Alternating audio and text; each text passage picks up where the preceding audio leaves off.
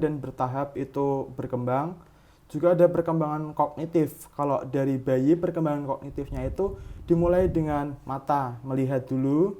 Lalu dari mulut, kadang bayi itu sering memasukkan apa-apa ke mulut.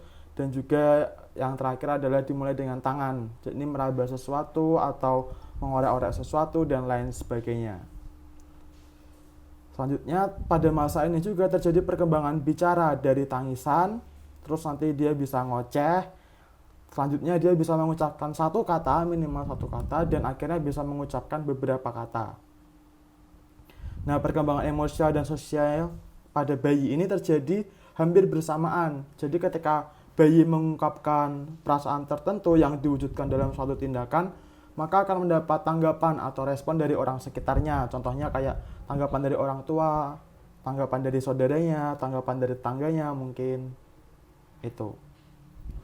Kalau masa bayi, saya masih belum memiliki gambaran masa lalu saya itu seperti apa. Karena harus tanya ke ibu dan harus mendengarkan.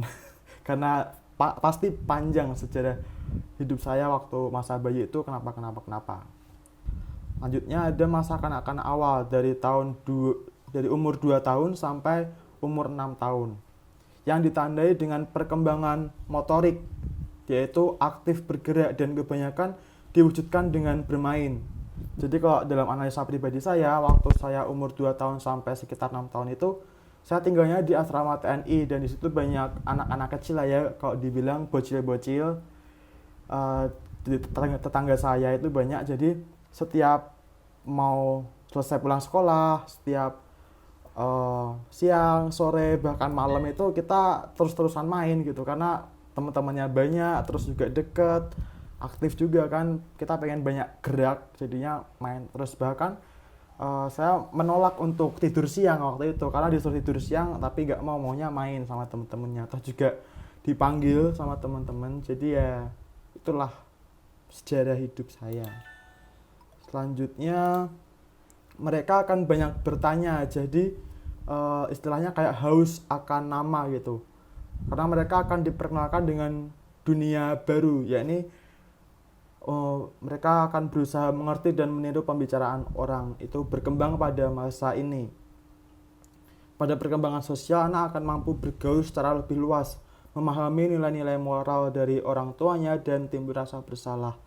Ini relate banget karena pada masa itu saya mengenal banyak teman dan bergaul lebih luas, temennya banyak kan, jadinya terus waktu itu saya tinggal di barak atas tuh semacam wilayah di bagian atas, terus ada barak tengah, itu ada anak-anak juga, ada barak bawah. Kalau di asrama TNI saat itu seperti itu. Terus teman-teman saya tuh yang di barak atas meluas ke barak tengah, terus barak bawah juga. Lalu yang terakhir yakni masa sekolah dari umur 6 sampai 12 tahun. Masa ini ditandai dengan memasuki pendidikan formal sekolah dasar. Pada masa ini anak akan mengalihkan perhatian dari orang tua dan cenderung mengikuti kelompoknya. Kalau yang saya alami itu waktu itu saya ikut-ikutan tren yang booming di sekolah, kayak peralatan sekolahnya itu kembaran atau enggak mirip sama teman-teman yang lain. Ya miripnya cuma beda warna aja. Yang saya alami waktu itu sepatu, dalam hal sepatu itu modelnya sama tapi warnanya beda. Terus untuk tasnya juga ada yang warnanya sama, ada yang modelnya sama, itu sama kayak sepatu tadi. Terus yang terakhir ini bener-bener relate banget itu tentang pencil case. Pencil case itu apa ya? Kalau ada koran terbaru itu pasti beli karena apa ya? Ada rasa untuk pamer, ada rasa untuk wah pencil caseku ini yang terhebat, bisa ada rautannya, bisa ada tempat untuk penggarisnya, ada tempat untuk penghapusnya, dan bisa ada like tombolnya gitu untuk buka tutup, sama ada magnetnya mungkin. Seperti itu yang saya alami seperti itu. Terus di masa sekolah ini, keterampilan yang dimiliki anak semakin berkembang. Contohnya kayak self-help skill, social help skill, terus ada school academic skills, dan sport play skills. self help skill ini bagaimana dia mandiri, social help itu bagaimana cara dia menolong orang lain, school academic skill itu cara dia menerima pelajaran sekolah, mata pelajaran yang ada, dan sport play skills ini bagaimana dia mulai banyak bergerak untuk bidang-bidang olahraga, contohnya kayak bulu tangkis, terus ada catur, ada badminton dan lain sebagainya. Nah, saat itu yang saya rasakan berkembang itu hanya self help, karena terasa sekali setelah peristiwa kematian ayah kandung saya di umur 10 tahun itu, berikutnya itu saya belajar bagaimana cara saya untuk mendampingi adik saya, karena kebetulan saya punya adik kandung, terus mengurus rumah tangga yang lain kayak menyapu, mengepel, terus masak nasi. Dan itu saya kerjakan berdua karena ibu saya waktu itu kerja dan ayah kandung saya udah nggak ada dan belum ada ayah sambung. Jadi terasa banget self help skillnya itu saya rasakan berkembang sekali. Di lain sisi, setelah itu juga sport play skill saya berkurang karena jadi jarang olahraga, karena nggak ada ayah juga kan, jadi males olahraga karena biasanya bareng-bareng. Terus juga social help skill saya jadi terpengaruh karena waktu itu juga jadi pendiam setelah kematian ayah saya, bahkan terasa waktu remaja. Terus pada segi emosional, anak mulai membandingkan diri dengan temannya. Selain itu mereka juga mulai belajar pengendalian emosi. Nah, kalau soal ini relate juga dalam kehidupan saya, dalam sejarah hidup saya, tentang insecure. Jadi mulai membandingkan diri saya dengan teman-teman yang lain. Ya, ini membandingkan soal ayah juga tadi sama-sama, dan kadang masih terbawa sampai sekarang, dan saya rasakan betul puncaknya itu di seminari menengah. Jadi emang bener banget dari teori yang ada ini soal perkembangan mencakup perubahan diri yang berkesinambungan, saling terkait, dan perkembangan secara berantai terus menerus. Itu saya rasakan karena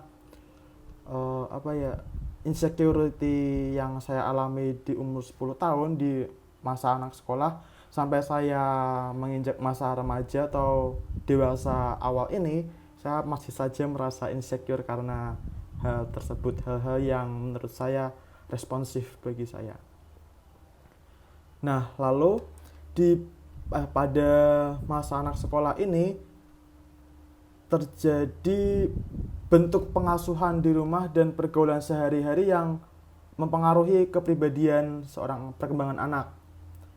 Yakni mereka akan belajar untuk berinteraksi dengan orang lain, menemukan identitas diri mereka seperti apa, melatih sikap mandiri dan inisiatif, belajar mengatasi kecemasan, dan mengembangkan moral yang tepat.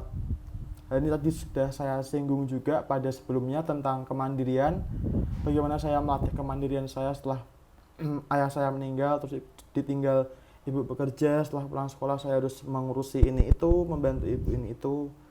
Dan dari situ karena diasuh oleh ibu juga dan pendiam, maka saya sosialnya berkurang, memudar karena emang udah pendiam sejak kelas 3 SD. Jadi ya seperti itu. Itulah tadi review dari makalah dan juga analisa untuk mencari relevansinya pada diri pribadi saya sendiri. Dan itu memang walaupun makalahnya berupa teori semua, namun sudah bisa dicari atau analisa kebenarannya. Ketika kita punya anak nanti, kita juga bisa menganalisa bagaimana dia berkembang secara bertahap. Itu dari saya, sampai jumpa lagi di kesempatan berikutnya. Dadah. Dan mohon maaf juga karena banyak notif yang masuk karena memang belum saya silent tadi. See you.